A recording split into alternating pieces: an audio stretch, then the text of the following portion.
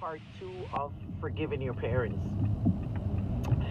So, speaking to someone yesterday, I realized that how essential it is to your well being, forgiving your parents, forgiving them for leaving you, forgiving them for abusing you, forgiving them and letting things go for you to have peace and joy in your life. I always say it's nothing easy, but it's worth it. It's for your mental health.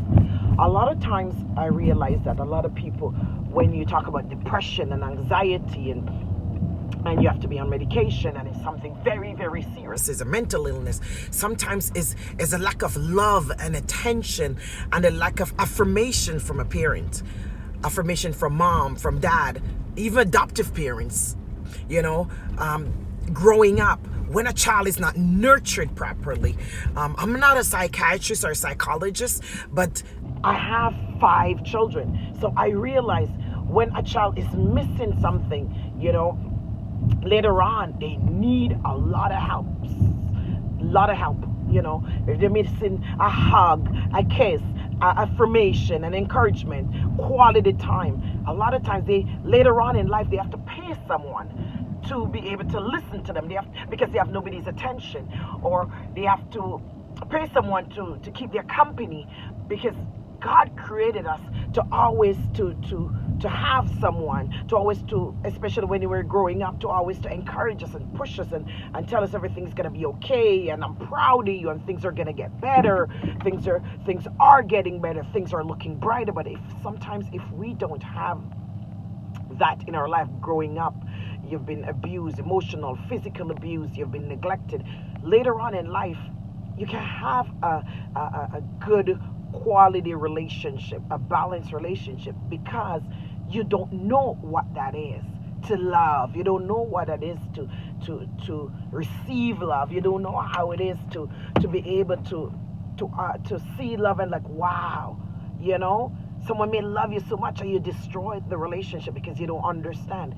So we have to get back to basis. We have to get back in saying, okay, God, I realized I didn't get that, because God said I'm the father to the fatherless and I'm the mother to the motherless. So we have to get back to basis by saying, okay, Jesus, I didn't get these things when I'm growing up. I was growing up with a single parent. There's a lack in my life because God created two parents, right?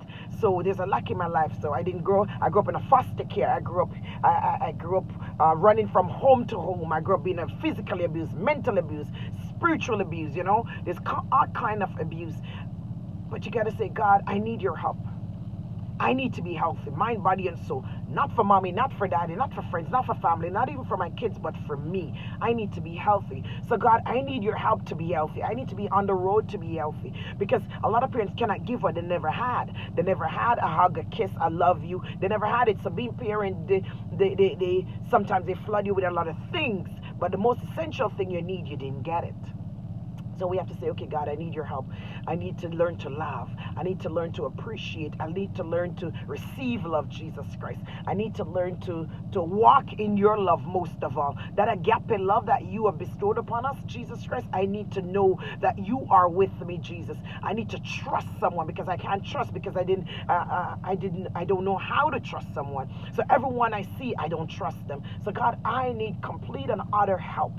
So we have to be at a place to be so vulnerable to Jesus Christ and so open to him that we literally do an operation inside of us, a new heart, renew the right spirit within me, Jesus Christ. Do a heart operation. Take out that stony heart and give me a heart of flesh. I want to feel, I want to love, I want to appreciate, I want to enjoy, I want to be happy, I want to have joy. I want to be able to love my kids and love my family and love my spouse. I want to be able, Jesus Christ, to be the person you have created wholeheartedly. So we have to get back to basis, brothers and sisters, family and friends.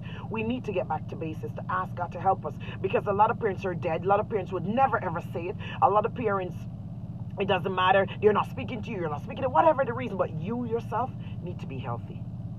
We have to be healthy for ourselves. We have to be healthy because we need to be healthy. So ask God to help you, to make you healthy. This season, this time in your life, you need to be healthy. You don't need a depression pill. You don't need, I'm not saying don't take it, but I'm saying the first medication is Christ. The only medication should have been Christ. But unfortunately, there's some people that needs to take medication. So you take it, but also have to say, God, I'm believing that you are faithful and that you're just and that I will be healthy again. And God, all the love and hurt and disappointment that I didn't get in my life, you give it to me, Jesus Christ. And yes, sometimes we need flesh and blood to hug us, and sometimes we need flesh and blood to encourage us, but sometimes there's none. So we have to accept what Christ has for us. So be a blessing, walk in blessing, and hold on to blessing. And don't let the enemy take anything else from you. Because now that you found out that you can be a whole person by accepting who you are in Jesus Christ and loving who you are. Affirm yourself and encourage yourself in the Lord. And don't forget, walk in blessing, be a blessing, and embrace the blessing of Jesus Christ.